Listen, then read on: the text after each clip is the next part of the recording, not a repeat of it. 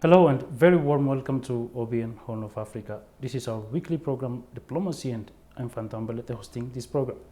Today I have a special guest with me here, Ambassador Abera Adeba, Executive Director of Agar Ethiopia and UN Peace Ambassador of Africa. In this episode, we will be discussing the diplomatic achievements of Ethiopia and its plan. Till the end of our program, stay with us. Ambassador, thank you very much for your time. Thank you very much for inviting me. Before directly diving into our discussion, would you tell us about yourself, please? Yes, very interestingly, I will tell you a bit of stories that I have passed through. I'm Apostle, Ambassador, Dr. Abera Adeba Jote, and I have been serving for more than 4 decades in formal activities and 57 years with non-formal activities. As an executive director of Agar Ethiopia, would you tell us a bit about Agar Ethiopia, please? Oh, wonderful! Yes, as I tried to tell you earlier, I have been serving in formal activities of 4 decades, which started as health center chief and district health representative in one part of the Shoa region. By that time, it was named Takulat and Bulga, which is the government-owned health center. And now I came to join 10 years back, or not 12 years back at Agar Ethiopia. Agar Ethiopia is a prominent organization that has been serving for about 20 years. And this organization is basically established to support elderly people initially. Then later on, we have learned that most of the people who are migrating to Middle East were suffering from mental illness, psychological problem, and physical disabilities because of different reasons that have been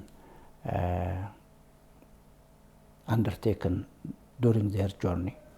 So we incorporate the multiple programs that has to be addressing the needs of human being, those who are uprooted in the country, means internally displaced people, refugees, returnees, and victims of human trafficking, including survivors of gender-based violence. So Agar Ethiopia envisions to have just society free from poverty. So we engage ourselves in multiple tasks of the Agar Ethiopia. We provide them shelter, we provide them food, we provide them basic needs, and also provide them medical and psychiatric treatment so that they could regain their health and become productive citizens in the community, so that they could support themselves and support their family. So basically, we rehabilitate and reintegrate victims of human trafficking, survivors of violence, refugees, returnees, internally displaced people, mentally affected people, so that they could be productive citizens. And this has been done for the last 20 years by Agar Ethiopia. Agar Ethiopia is a prominent organization that has been aware about human trafficking before the government aware to tackle the problem of human trafficking today. What has Agar Ethiopia contributed since its establishment? Yes, it has been contributed a lot, as I tried to mention earlier. Those who came back from Middle East came back bare hand empty hand, bare body, and lost their health, including mental health. So we need to rehabilitate them and provide them necessary medical and psychiatric treatment and care, at the same time provide them psychological counseling so that they could regain their service and their dignity so that they could be productive. So through this process, I can say we respond to their needs, and we renew them their health and their dignity, and then we rebuild them to the community. Doing this, we have addressed more than 250,000 Ethiopians directly and more than 5 million people indirectly. So most of the returnees and victims of human trafficking and survivors of violence, including children and elderly people, have been addressed by Agar Ethiopia for the last 20 years. You are also UN Peace Ambassador of Africa. Yeah.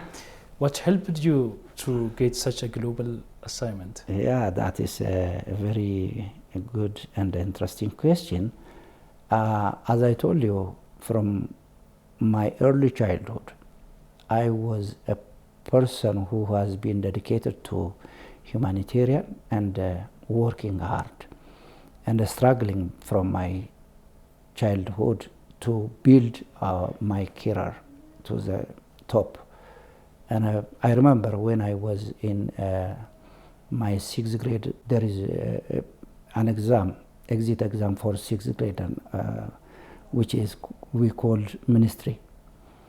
This ministry examination has been taken in Ethiopian calendar about 1966, when the revolution was begun. And I started there to do my career in a better position, because I aim to become a top professional and a top leader, because I born early in a sense of leadership style. So I scored 100 in my ministry examination at 6th grade, and then I've learned there was a UN General Secretary who has been named Utant. This initiated me to be at the top in humanitarian services, and also I was aiming to reach to the top of UN agencies. Fortunately, I have passed through multiple up and downs, and I have achieved to become an ambassador of UN, a peace ambassador of UN, working voluntarily throughout Africa. And I'm Director General of UNIPGC. UNIPGC is the organization we have created to enhance the SDG program of UN, Sustainable Development Program of UN. And this organization is specifically dedicated to peace and good governance, so that we believe that peace is the most important part of every development, because there is no development if there is no peace. And we believe also there is no health if there is no mental health. So because of that, I have been engaged in multiple disciplinary and gain career to development. Again, I do have great reputations in my work at Agar, and I have got several recognitions throughout the world, at a global level, at a regional level, and at the national level. That's why I able to join this diplomatic mission. Wow, it's interesting. That's Even interesting to hear. yeah, actually, it is interesting. If I tell you the whole story I passed through, you will be impressed more. And I hope maybe I will publish my book in less than 2 years, and then you will learn a lot from that. And I have also a message for the young people like you. We will read your book when it is published, and we will also invite our readers when it is ready, they will read. Thank you. Thank you very much. Coming to the other question, you have told me that you have been honored with different recognitions from different countries, and you served different positions as well. Yeah. So using this recognition, how are you contributing to ensure peace and security in Africa? To ensure peace and security in Africa, as I told you, the first tool we have established is UNIPGC, United Nations International Peace and Governance Council. This council is accommodating multiple honorable people from across the continent, so that we could leverage peace and promote good governance throughout the continent. And fortunately, I and one of my friend was attending to be an ambassador of peace from Ethiopia, and he has been passed away, and I'm left alone here. And we have done multiple things in Western Africa, in Sierra Leone, in Liberia, in Ghana, in Nigeria, and even in the nearest country, in Rwanda. And we have tried a lot of things to promote the peace process in Africa. And we do have a plan to join AU, so that we could elaborate more to create a peaceful Africa. And we are planning to organize youth groups so that they could leverage the peace process in Africa.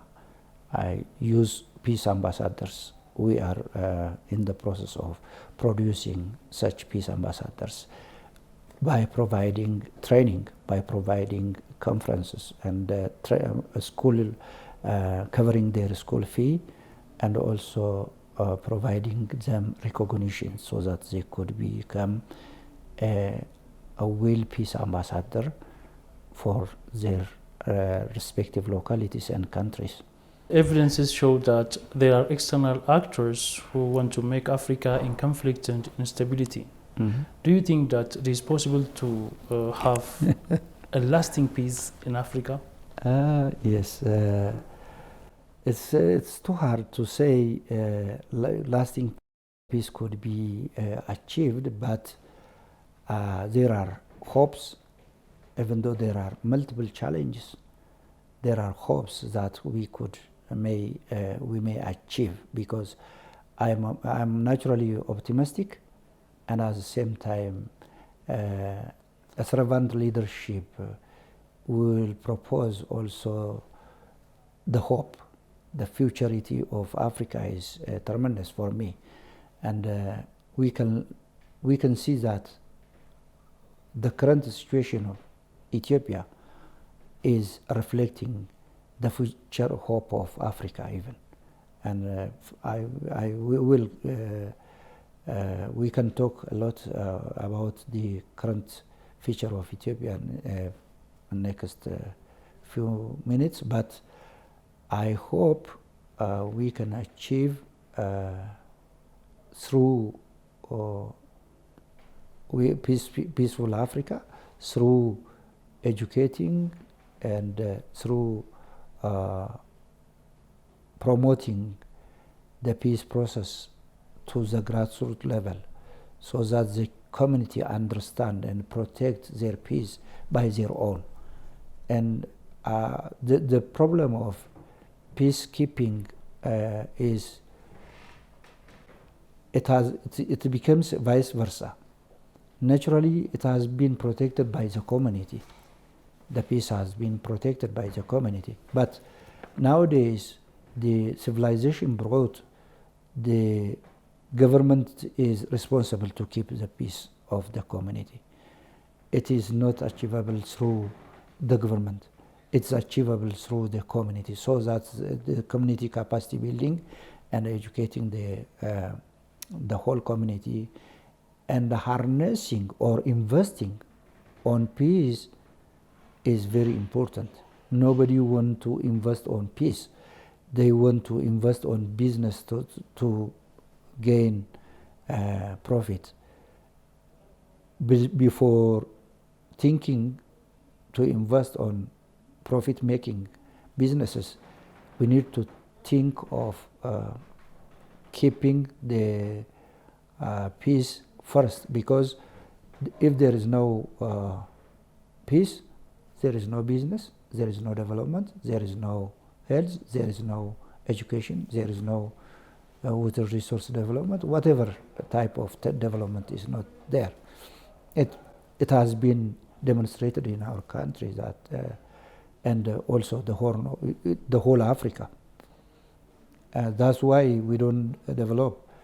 If you go back to the ancient history of peacekeeping process, you can learn from our indigenous Gada system that the communities themselves protect them conflicts and prevent conflict and protect peace and build peaceful coexistence with their neighbors, within their community, by enacting social sanction to those developing conflict within the community.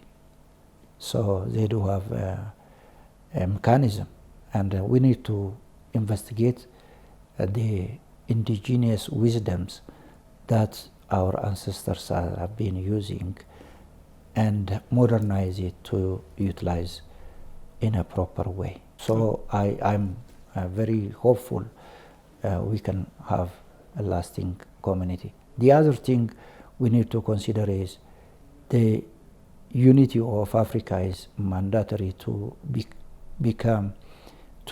bring about peaceful coexistence.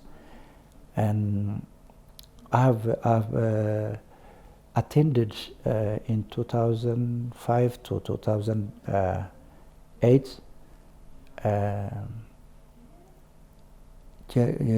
global studies and international relations at New Generation University College. I wrote a paper, the very great solution for Africa is regionalism. Regionalism is a very important tool to bring about resources, to bring about knowledge, to bring about wisdom, and so that leverage peaceful coexistence. Because most of the time, as you mentioned earlier, there are people who benefit from the conflict among us. At the same time, we are conflicting because of the scarcity of the resource we have, and localized to some group of people, and it doesn't serve all the people in fair way. So we have to come together and prevent the outward the problem coming from outside, and also to share resources fairly. Economists are most of the time tell us that there is resource scarcity, but I don't believe that there is a resource scarcity. The resource is not well or fairly distributed to the others. Resources in hands of few, and many of the people are suffering from the shortage. The shortage comes because of that. Those who are very greedy people. And so we have to come together and create the true regionalism of Africa. The concept of regionalism is bringing different countries together so that you could build a strong arm. But here in Ethiopia, they divided one small country in sub-regions, and they call it region. This is the vice versa. And it has to be redone so that we could become strong. And the current regional activities started by IGAD and Eastern Africa is very good. So it has to be developed to the level of Africa. Then it would be strong enough to protect the Africans and also produce necessary materials and for the survival of citizens. How is Ethiopia currently positioned diplomatically within the Horn of Africa? Very interestingly, I can say the current Ethiopian diplomacy is under good condition, but even though there are multiple challenges within the current diplomatic affairs. It has been demonstrated by our Prime Minister that he has bring about Eritrea to peace agreement, which has been under conflict for multiple decades. And this conflict has been resolved by diplomatic effort of our Prime Minister. And at the same time, this condition resulted in winning the Nobel Peace Prize. So it is very interesting. At the same time, if you go to economic development, the Great Renaissance Dam has been accomplished during this time with the challenges, with internal and external challenges as well. So it shows that the current diplomatic affair of Ethiopia is very strong. And the Green Legacy has been also bring about great diplomatic relation, because the climate change is the global agenda. This global agenda has been addressed by Ethiopia, which will draw the attention of the global community for good diplomacy. And our Prime Minister also launched again the promotion of tourism, and multiple tourism centers has been established in Ethiopia, even though there are internal conflicts and even though there are the hegemonic power sanctions are there, even though there are opposition parties that don't agree with the current development activities undertaken in Addis Ababa in the front regions. So the current diplomatic affairs of Ethiopia puts itself in a strong position. What measures has Ethiopia taken to enhance its relationships with UN and global powers such as United States, China, and the European Union? Right. Yeah, the major the main purpose of foreign policy is to enhance the privilege of your country, or to do diplomatically what your country wants. So, as you mentioned, UN have their own mission. US has their own mission, and also the EU has their own mission. So, and China is also the same. So Ethiopia has placed itself in a very good position to ally with every one of them, so that they could benefit from the privilege that could be afforded or forwarded from different global actors. This global, for instance, the Ethiopian government has supporting in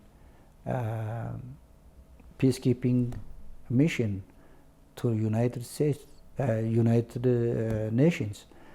So this gives opportunity or priority than the other countries, those who couldn't provide peacekeeping mission services. So they ally in development, they ally in peacekeeping, they ally also in implementing the SDG. Sustainable Development Goal is coined by UN. So the Ethiopian government is allied with implementation of SDG. So they attach themselves in a good position. At the same time, when you come to EU, they do have also the same to UN. They ally in development and foreign direct investment as well. When you come to China, China is placing itself to bring about investment, the foreign direct investment to Africa, and Ethiopia is one of the major countries that have been benefiting from China's development agenda. And also they have close political consultation with China. So as I see, Ethiopia balancing the differences between China and the US by a very good diplomatic position. Do you have any concluding thoughts or remarks before we end this session, Ambassador? Yes, very interestingly. Please do. Thank you for this question, and I want to urge our youth so that they could engage themselves in diplomatic activities, in also peacekeeping activities, and in political affairs, so that they could liberate Africa from the rest of the world. Still, Africa is under colony in multiple ways, and we have to liberate Africa so that we could have a prosperous Africa for the coming generation. And I believe that the blessing of Africa would be for coming 1,000 generations, because the Bible says blessing is for 1,000 generations, curse is for 3 or 4 generations. So I hope and I believe the blessing of Africa would be for 1,000 generations. And I urge you to invite the youngsters so that they could learn from the elderly people like me, and then try to catch up what we have lost. Thank you so much. Ambassador Abera Adeba, Executive Director of Agar Ethiopia and the UN Peace Ambassador of Africa, I really appreciate for your precious time and deep analysis. Thank you so much. I appreciate your program, and keep it up. this brings us to the end. Thank you for watching this program and stay connected with other programs of OBN Horn of Africa.